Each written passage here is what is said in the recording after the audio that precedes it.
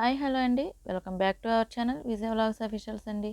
ఈరోజు నేను చేసేది మేక కాళ్ళ పులుసు అయితే చేస్తున్నాను. చాలా వెరైటీగా కూడా ఉంటుంది, చాలా టేస్ట్గా కూడా ఉంటుందండి. ఇదే విధంగా ఒకసారి మీరు ట్రై చేయండి. అలాగే నేను ముందుగా తెచ్చిన తర్వాత మళ్ళీ నీట్గా శుభ్రంగా 3-4-5 సార్లు శుభ్రంగా కడిగేసి నేను పక్కనైతే పెట్టేసుకున్నానండి.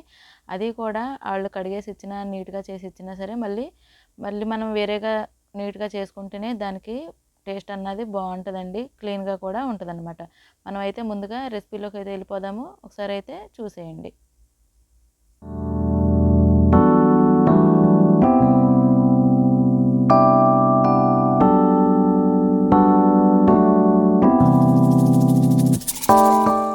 ముందుగా మేకకాళ్ళని నేను శుభ్రంగా వాష్ చేసి పక్కన పెట్టేసుకున్నాను కదండి. అలాగే స్టవ్ వెలిగించుకొని కళాయి పెట్టుకొని ఆయిల్ అయితే వేడి చేసుకున్నాను. ఆయిల్ వేడైన తర్వాత ఇవి ముక్కలు ఉన్నాయి కదండి, మటన్వి కాళ్ళు ముక్కలు, ఇవన్నీ కూడా వేసేసుకొని అందులోనే కరివేపాకు, పచ్చిమిర్చి కూడా వేసేసి కొంచెం పసుపు కూడా వేసేసి నేను శుభ్రంగా ఒక 5-10 నిమిషాలు మాత్రం వేగనిచ్చానండి. వేపితే ఏంటంటే నీచు వాసన అన్నది పోతుందని చెప్పేసి 5 నిమిషాలు సిమ్లో పెట్టుకొని అలాగా నేను ఫ్రై చేసుకున్నాను. అప్పుడప్పుడు మధ్యలో కలుపుతూ ఉండాలండి. మనకు వాటర్ కూడా ఏమీ అవసరం లేదు. ఆయిల్లోనే మనకి ఫ్రై అవుతుందన్నమాట. ఇప్పుడు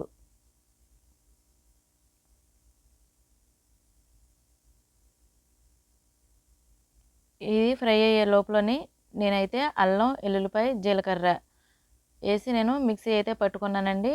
అలాగే 3 ఉల్లిపాయలు అయితే కోసి పక్కనైతే పెట్టేసుకున్నాను. ఇదిగోండి, చూసారు కదా, ఈ విధంగా మనకి కాళ్ళు అయితే రెడీ అయిపోయాయండి. ఈ విధంగా రెడీ అయిపోయిన తర్వాత నేను వేరేగా గిన్నెలోకి అయితే తీసేసుకున్నాను. ఈ విధంగా గిన్నెలోకి తీసుకొని పక్కన పెట్టేసిన తర్వాత అదే కళాయిలోని అదే ఆయిల్లోని కొంచెం మెంతులు అయితే తీసుకున్నాను. 1/2 టేబుల్ స్పూన్ మెంతులు తీసుకున్నాను. 3 ఉల్లిపాయ ముక్కలు పొడవుగా కట్ చేసుకున్నాను కదా, ఈ పొడవుగా కట్ చేసినవి కూడా ఇలాగా బ్రౌన్ కలర్ వచ్చే వరకు నేను ఫ్రై చేసుకున్నాను. పచ్చిమిర్చి మాత్రం ఇప్పుడు వేయట్లేదండి, ఇందాక వేసేసాను కాబట్టి ఆల్రెడీ. పచ్చిమిర్చి ఇప్పుడు మనకి ఏమీ వేయవసరం లేదు. ఇలా వేగిన తర్వాత అల్లం, వెల్లుల్లిపాయ, జీలకర్ర పేస్ట్ అయితే చేసుకున్నాను కదా, అది కూడా వేసుకొని పచ్చివాసన పోయే వరకు వేపుకోవాలి.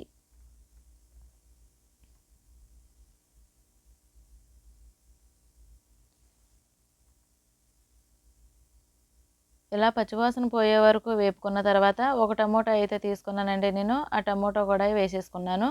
వేసేసుకొని ఒకసారి అయితే కలిపేసుకోవాలి.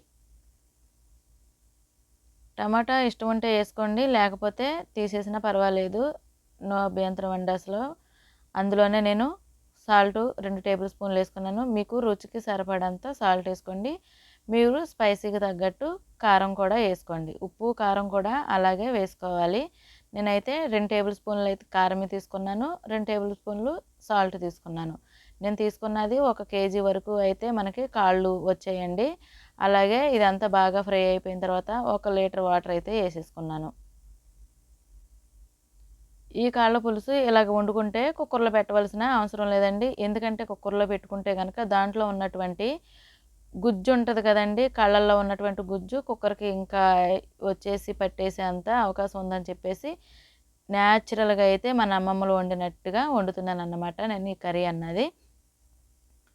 అది బాగా మరిగిపోయిన తర్వాత నేను ఒక నిమ్మకాయ సైజ్ అంతా చింతపండు అయితే తీసుకున్నాను. ఆ చింతపండు రసం కూడా ఇందులోనే కలిపేసుకొని పోసేసుకున్నాను. ఇది మనకి ఒక 5 నిమిషాలు మరగనివ్వాలండి బాగా.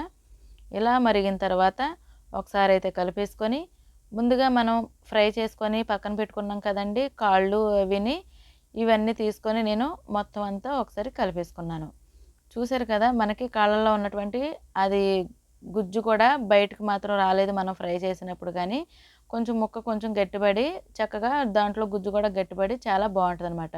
కుక్కర్లో పెట్టుకునే వాళ్ళు అయితే అన్నీ కలిపేసి కుక్కర్లో పెట్టుకున్న దాంట్లో ఉన్నటువంటి మూనుగ అన్నది ఉంటుంది కదండి, అది బయటకు వచ్చేసి మనకి అంత టేస్ట్గా అనిపించదు అనమాట. ఇది మొత్తం కూడా ఒకసారి అయితే నేను కలిపేసుకొని మూత అయితే పెట్టేసుకున్నాను.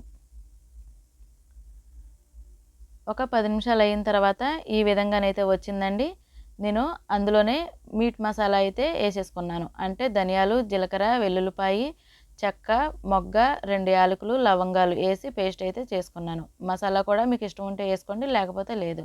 అలాగే కొత్తిమీర కూడా వేసేసుకున్నాను. వేసేసిన తర్వాత మనం ఇది ఒక పావు గంట సేపు సిమ్లోనైతే ఉడకనివ్వాలండి. ఎందుకంటే ఇది కాళ్ళు కొంచెం గట్టిగా ఉంటుంది కాబట్టి స్కిన్ పైది మనకి ఒక 15, 20 నిమిషాల వరకు మనం సిమ్లో పెట్టేసుకుంటే మాత్రం చాలా బాగా కుక్ అయిపోద్ది మనకి. ఇదే విధంగా కుక్కర్లో పెట్టుకొని వండుకుంటే ఏంటంటే కొంచెం టేస్ట్ అన్నది తగ్గుతుంది.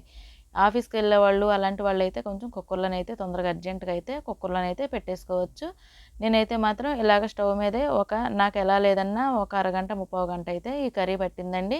చూసారు కదా దగ్గరగా చక్కగా అయితే వచ్చేసింది. మన అమ్మమ్మలు చేసినటువంటి ఈ తలకాయ కాళ్ళు పులుసు అయితే మాత్రం చాలా చాలా టేస్ట్గా అయితే ఉందండి.